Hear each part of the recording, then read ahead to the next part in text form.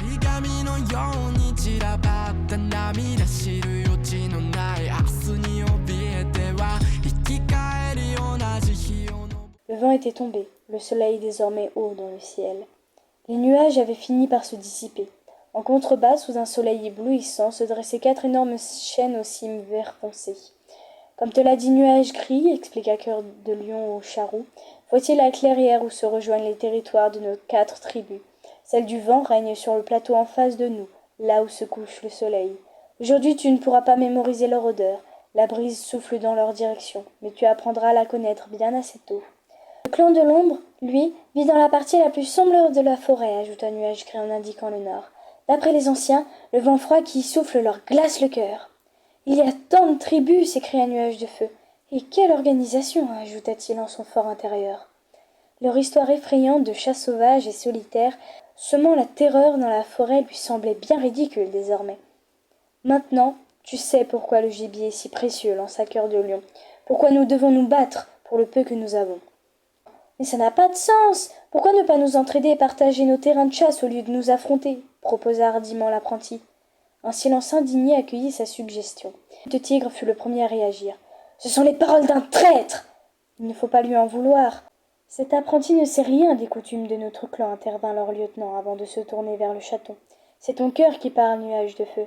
Un jour, c'est ce qui fera de toi un guerrier redoutable. Ou bien ça révélera sa lâcheté de vulgaire chat domestique au moment du combat, grommela le chasseur brun. Son aîné lui lança un bref coup d'œil avant de poursuivre. Les 4 clans se retrouvent quand même toutes les lunes lors des assemblées. Et c'est ici, il indiqua du museau les arbres majestueux dans la vallée, qu'ils se rencontrent. La trêve dure tant que la lune est pleine. Dans ce cas, la prochaine assemblée ne devrait plus tarder, demanda Nuage de Feu qui se rappela la lumière qui avait inondé sa tanière cette nuit-là. Tu as raison, répondit Cœur de Lion impressionné. Elle se tient ce soir même. Ces réunions sont très importantes parce qu'elles permettent aux tribus de se rassembler en paix le temps d'une soirée. Mais les alliances à plus long terme présentent plus d'inconvénients que d'avantages. La loyauté envers le clan fait notre force, renchérit Griffe de Tigre. L'affaiblir, c'est réduire nos chances de survie. Je comprends, admit Nuage de Feu. Leur lieutenant se leva en s'étirant et lança. Allez, il est temps de repartir. Ils longèrent l'arête qui surplombait la vallée où s'élevaient les 4 chênes. Il tourna maintenant le dos au soleil, qui commençait à décliner. Ils traversèrent le ruisseau à un endroit assez étroit pour être franchi d'un bond. Le novice eut l'air. Il flaira les effluves aigres de félins inconnus. Tu sens le clan de l'ombre, répondit le guerrier brun à sa question muette, l'air sombre. Nous longeons les frontières de leur territoire. Fais bien attention, Nuage de Feu. Les odeurs fraîches signifient qu'une patrouille ennemie n'est pas loin. Le charroux acquiesça quand il décela un bruit nouveau.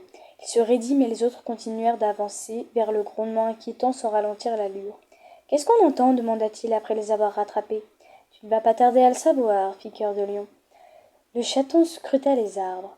Ils semblaient plus clairsemés et laissaient filtrer la lumière du soleil. « On est à l'orée de la forêt » insista-t-il. Puis il s'arrêta et respira à fond. Les parfums de la végétation étaient masqués par des bouffées inquiétantes. Cette fois, ce n'était pas le fumet d'un animal, mais des relents qui lui rappelaient la ville. Et le grondement s'était mué en un rugissement continu qui faisait trembler le sol. L'apprenti en avait mal aux oreilles. « Voici le chemin du tonnerre, » déclara Griffe de Tigre. Nuage de Feu suivit leur lieutenant vers la lisière du bois. Le guerrier s'assit et tous 4 contemplèrent le spectacle. Un chemin gris semblable à une rivière coupait à travers la forêt. La surface de pierre grise était si vaste que les arbres de l'autre côté semblaient flous. L'odeur âcre qu'exhalait la chaussée donnait le frisson au chaton.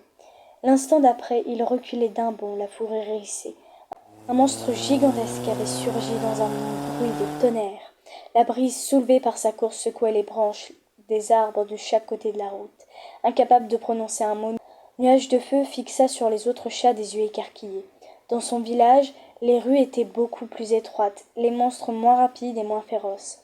Moi aussi j'ai eu peur la première fois, reconnut Nuage Gris, mais au moins le chemin du tonnerre empêche le clan de l'ombre de violer notre territoire. Cette route longe la frontière sur une demi-journée de marche, et ne t'inquiète pas, les monstres ne la quittent jamais. Tant que tu restes à distance, tu ne risques rien. Il est temps de retourner au camp, annonça Cœur de Lion. Tu connais maintenant nos frontières, mais nous éviterons les rochers aux serpents, quitte à faire un détour. L'apprenti inexpérimenté est une proie facile pour une vipère, et j'imagine que tu dois commencer à être fatigué. Nuage de Feu était tout soulagé de rentrer. Tout ce qu'il avait vu et senti se bousculait dans sa tête. Et puis, Cœur de Lion avait vu juste. Le Satan était mort de fatigue et de faim. Il rebroussa chemin pour s'enfoncer avec les autres dans la forêt. Lorsqu'il franchit le tunnel d'un jonc, à l'entrée du camp, l'air embaumait déjà comme à la nuit tombante. Leur repas les attendait. Les novices prélevèrent leur part sur la pile placée dans un coin de la clairière et allèrent déposer la viande au pied de la souche. Devant leur tanière, leurs 2 aînés mangeaient déjà affamés. « Tiens, un chat domestique, lance un nuage de poussière d'un ton dédaigneux. Profite bien du gibier qu'on t'a rapporté. Qui sait, peut-être qu'un jour tu sauras attraper ton repas tout seul, ricana la jeune femelle. Vous étiez encore de corvée de chasse, vous deux leur demanda Nuage gris d'un air innocent. Mais ne vous en faites pas. On était en patrouille à la frontière. Vous serez content d'apprendre que tout va bien. Je suis sûre que nos ennemis ont été terrorisés en vous voyant arriver, cracha le matou brun. Ils n'ont même pas osé se montrer, rétorqua le chat sombré sans pouvoir cacher sa colère. On leur demandera ça ce soir, à l'assemblée des clans, répondit Nuage de Sable. Vous y allez s'étonna-t-il, impressionné en dépit de l'hostilité des 2 apprentis. Bien sûr, fit Nuage de Poussière avec condescendance. C'est un grand honneur, vous savez. Allez, n'ayez crainte, on vous racontera tout demain matin. Sourd aux vantardises du jeune matou, Nuage Gris attaqua son repas. Affamé, son ami l'imita aussitôt. Il éprouva malgré lui une pointe de jalousie. Il aurait bien voulu lui aussi rencontrer leur adversaire.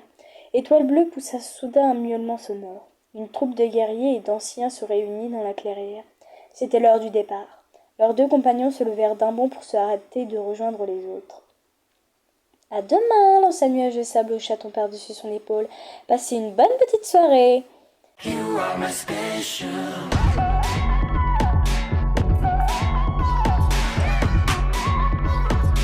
You are my special.